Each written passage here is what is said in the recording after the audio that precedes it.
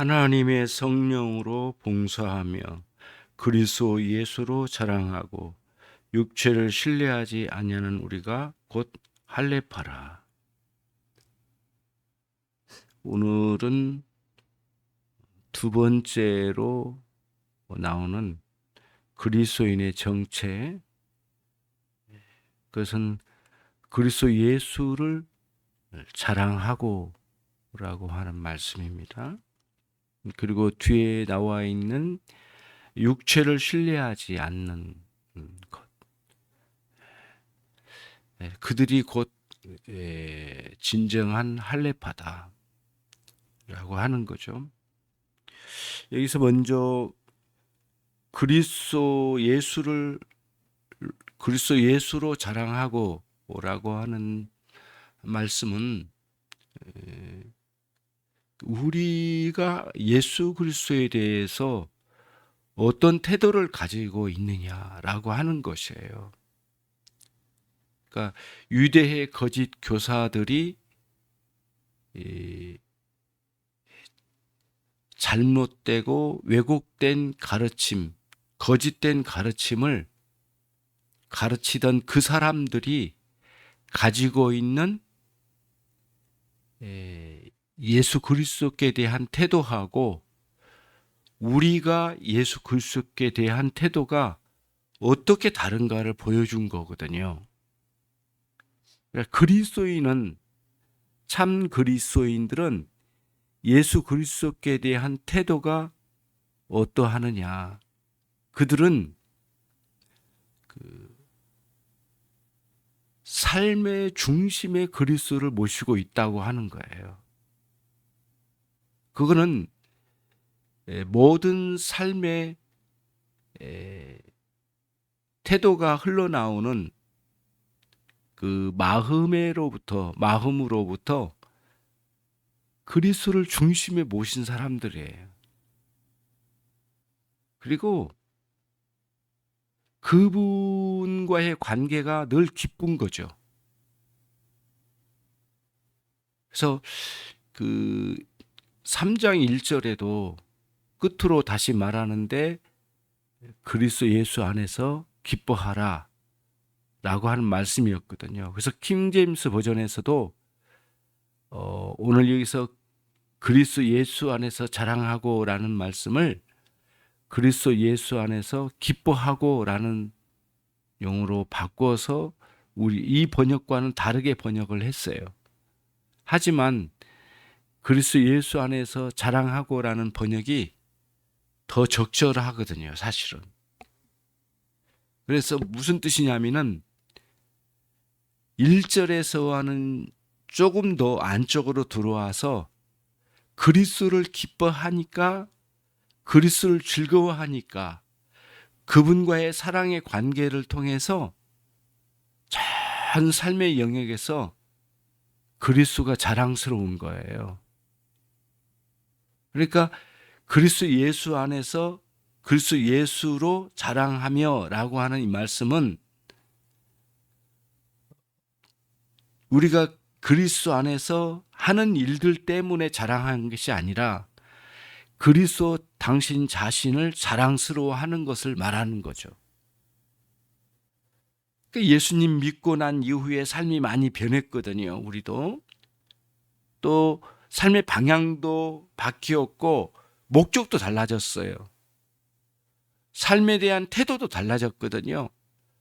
그렇지만 오늘 사도가 여기서 말하고 있는 것은 우리가 뭔가를 하고 뭔가 태도가 달라졌기 때문에 그거를 자랑한 게 아니라 여기서 말하고 있는 의미는 뭐냐면은 예수님 당신 자신을 자랑한다는 거예요. 예수님이 자랑스러운 거예요. 그분이 기쁘고 그분과의 관계가 기쁘고 그분이 우리에게 주신 선물이 기쁘고 그분이 우리에게 주신 구원이 기쁜 거거든요. 그리고 그분이 기쁜 거예요. 그분 당신 자신이. 예수님 당신 자신이 기쁘고 자랑스러운 거죠. 그래서 예수님을 영화롭게 한다든가 예수님을 영광스럽게 한다고 하는 것은 오늘 이 말씀과 동일한 거예요. 그리스도 예수 자랑하며 그런 거거든요. 그러면은 반대로 유대교에서 왔던 거짓 교사들이 하는 말이 뭐였냐면은 빌립보 교회 성도들아, 사도 바울이 전해준 복음을 믿고 있지. 그래서 예수도 믿고 구약에 기록되어 있는 옛 언약에 명령하고 있는 안식일을 지키고 대속죄일을 지키고 그리고 심지어는 할례도 받아야 된다. 그렇게 해서 유대인의 권속으로 들어와라. 그때의 진정으로 구원이 무엇인지를 다 알 수 있거든. 그러니까 그렇게 해. 예수님만 믿는 것으로는 충분하지 않아 라고 하는 가르침, 거짓된 가르침을 가지고 빌립보 교회 성도들에게도 유혹이 왔다는 거예요. 그때 사도 바울이 이 이야기를 꺼낸 거죠. 사도 바울은 그런 삶을 살았던 사도 바울이 예수 그리스도를 다메섹에서 만나고 난 이후에 자신이 그 모든 것들을 버리고 그리스도께로 돌아왔다고 하는 거예요. 그리고는 자신은 그리스도 예수로 자랑하는 삶을 살고 있다고 하는 거예요. 그리고 예전에 가지고 있던 유대인들이 말하고 있는, 그들이 말하고 있는 그런 삶을 살았던 것을 사도 바울은 다 버렸다고 하는 거예요. 예. 난지 8일 만에 할례를 받았고 자기는 유대인 중에 유대인이요 히브리인 중에 히브리인이었지만은 다 버렸다고 하는 거예요. 왜 버렸느냐면 그거는 그러한 삶은 육체를 신뢰하는 삶이요 육체를 자랑하던 삶이었기 때문이라는 거예요. 그러니까 여기서 뭐를 보여준 거예요? 진정한 그리스도인은 육체를 신뢰하거나 육체를 자랑하지 않는 사람들이라는 거예요. 저 유대인들처럼 말이죠. 자신은 그거를 배설물로 여겼다고 그랬거든요. 그리고 자기는 그리스도 예수로 자랑하는 사람이 되었다는 거죠. 빌립보 교회 성도들에게 말하는 거예요. 너희도 참된 그리스도인, 너희도 그리스도 예수로 자랑할 만한 사람들이지. 유대교의 거짓 교사들이 말하는 것처럼 그런 것을 끌고 와서 그런 거로 자랑스럽게 여기는 삶이 다시는 이루어질 일이 아니다 라고 말하는 것이죠. 그거를 여기서 이제 이야기하고 있는 거예요. 그러니까 오늘날 이단들이 자랑하는 것이 무엇인가를 좀 꿰뚫어 볼 줄 알아야 되거든요. 종교적인 열심이나 그리고 토철한 이단 교설에 사로잡혀서 토철한 정신을 가지고 살아가는 것이 무엇인가를 꿰뚫어 봐야 돼요. 그것은 오늘 사도 바울의 관점으로 보면 그리스도 예수를 자랑하지 않는 사람이고, 그들은 사도 바울의 관점으로 보면 육체를 신뢰한 사람들이라고 하는 거예요. 그리고 구약의 옛 언약은 그리스도가 오심으로 인하여 밝혀진 게 뭐냐면은 그림자에 불과한 것이었어요. 그리스도께서 실체로 오시면 그림자는 사라져야 될 것들이었거든요. 다시는 그런 것에 붙잡힐 일이 아니었단 말이에요. 왜? 실체이신 그리스도가 오셨고 그리스도께서 구약의 언약을 모두 성취하시고 그림자의 실체이신 그리스도가 오셨으니 실체를 붙들어야 되거든요. 여전히 그림자에 붙들려서 실체를 외면한다면 그 외면한 이유가 뭐냐는 거예요. 하나님의 뜻을 온전히 순종하는 것을 위해서 한 게 아니라 그것은 하나님을 열심히 섬긴다고 하는 외면적인 속임수에 불과하지, 사실은 그게 아니라 그리스도를, 하나님의 독생자이신 예수 그리스도를 거절하고 외면하는 데 초점이 있는 거예요. 그래서 이단들이 그렇게 열심을 내는 거예요. 그리스도를 외면하고 멸시하기 위하여. 그게 초점인 거거든요. 종교적 열심으로 날뛰고 있지만은 사실은 예수 그리스도를 거절하고 외면하는 데 초점이 맞춰진 거예요. 그리고 뭐를 얻으려고 해요? 육체를 자랑하는 것을 얻으려고 했던 거예요. 모든 이단이 그러한 열심으로 사람들에게 나타내요. 그 모든 이단의 교설들에 짜 맞춰진 가르침들은 거기에 초점이 있는 거거든요. 다른 게 아니에요. 굉장히 중요한 의미가 담겨져 있어요. 그래서 주일에도 말씀드렸지만 이단에 대해서 깊이 연구한 사람들이 별로 건강하지 않아요. 신앙적으로. 한번 봐요. 이단에 대해서 열심히 연구한 사람들이 건강한 신앙을 갖지 않아요. 그럴 시간에 그리스도가 누구시고 그리스도가 우리를 위하여 행하신 일이 무엇이고 그 값지고 영광스러움이 무엇인지를 끊임없이 깊이 알아가고 묵상하고 그리스도의 교제를 누리고 하나님 아버지와의 교제를 누리고 성령의 충만함으로 교제를 누리는 삶이 얼마나 영광스러운지를 요한 1서에서 이미 밝혀준 것처럼 그런 삶을 사는 게 기독교인의 핵심을 사는 거거든요. 이단들이 잘못된 것이 무엇인지를 몇 가지로 딱 규정해서 이렇게 딱 살펴보면 이미 그 핵심을 꿰뚫어 보면 아는 거예요. 그들은 육체를 자랑한 사람들을 신뢰한 사람들이었어요. 이유는 뭐냐? 그리스도를 끝까지 외면하고 멸시하기 위한 것이에요. 그리고 사람들을 그리스도에게서 빼앗아가려고 의도를 가지고 있는 무리들이기 때문에 그래요. 그들의 목표는 교회에 그리스도를 사랑하고 그리스도를 신뢰한 사람들을 이간질하고 혼돈을 일으켜서 빼앗아가서 그리스도의 품에서 사람들을 흩어놓기 위한 목표를 가지고 있는 거예요. 그러니까 이단은 결국에는 사단의 계략인 거예요. 사단의 계략이기 때문에 도덕적으로 문제가 되어도 그들은 눈 하나 끔찍하지 않아요. 도덕적으로 타락한 것이 크게 문제가 되지 않아요. 처음부터 육체를 자랑하는 데 목표를 두고 그리스도를 외면하고 하나님의 뜻에 하나님의 계명의 진정한 의미를 외면하고 있기 때문이에요. 하나님의 계명의 영적인 의미를 꿰뚫어 볼 수가 없는 거거든요. 그러니까 산상수훈의 그 가르침이 영적으로 깊이 들어올 수가 없는 거고 마음에 역사되지 않는 거죠.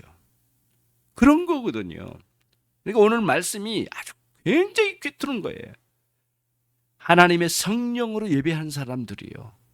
그리스도 예수로 자랑한 사람들이요. 그런 결코 육체를 신뢰하지 않는 사람들이 그리스도인이라는 거예요. 이 그리스도인 정반대쪽이나 희미하거나 곁길로 가면 결국에는 이단의 교설이 상당히 설득력 있게 다가올 가능성이 많은 거죠. 그리고 조금 더 들어가면 혼돈스럽고 그리고 그리스도인의 정체성이 뭔지를 잘 모르는 거예요. 혼돈에 빠져버린 거예요. 그러니까 끌려가는 거예요. 그래서 간헐적으로 이런 사람들을 보거든요. 교회 안에서 참 열심히 하던 사람이 어느 날 이단에 가 있는 것을 볼 때 깜짝 놀라죠. 어떻게 저런 사람이 갈 수 있는가? 그건 뭐냐면은 그 전에 교회에 있을 때에 열심히 했던 건 뭐를 자랑하던 사람이 뭐를 신뢰한 사람이에요? 자신의 종교적인 모양새나 열심을 자랑하던 건데 사실은 육체를 자랑하고 뭐를 신뢰한 거예요? 육체를 신뢰하고 있었던 거예요. 그러니까 아직 교회 안에 머물러 있는 사람들에게 우리는 말할 수 있어야 돼. 육체를 신뢰하지 말라. 종교적 열심을 가지고 자랑하지 말라. 열심히 섬기는 것, 그 자랑하지 말라. 너희의 자랑은 오직 그리스도 예수뿐이다 라고 말을 해야 되죠. 그것도 구분하지 못한다면 참 어리석은 사람이요. 복음에 대해서 아는 사람이 아닌 거죠. 그렇잖아요. 교회 열심히 섬기다 어느 날 세상으로 휙 이단으로 휙 가는 뭐냐면은 그것이 곧 육체를 신뢰해 왔던 과거의 삶에 불과했다고 하는 거예요. 이거는 정말로 중요한 면을 가지고 있는 거거든요. 예수 그리스도에 대한 태도가 어떠하느냐에 따라서 진정한 그리스도이냐 아니냐를 구별짓는 거죠. 겉으로는 잘 안 보이죠. 쉽지 않아요. 하지만 복음은 끊임없이 그런 부분을 예리하게 구별짓게 하는 거예요. 복음 진리는 그 부분을 아주 예리하게 그걸 구별짓게 하는 거예요. 복음 자체이신 예수님께서 당신의 말씀을 선포할 때에 믿는 자와 믿지 않는 자가 확 구별되잖아요. 그러잖아요. 예수님 당신 자신이 서는 곳마다 예수님을 반대하는 세력이 있고 예수님을 지극히 사랑하는 사람들이 있었잖아요. 예수님께서 말씀을 풍성하게 전하면 전할수록 예수님을 반대하던 사람이 선명하게 드러나고 예수님을 믿는 사람들이 너무너무 선명하게 주님 곁에 있었던 걸 보잖아요. 요한복음 6장에 예수님께서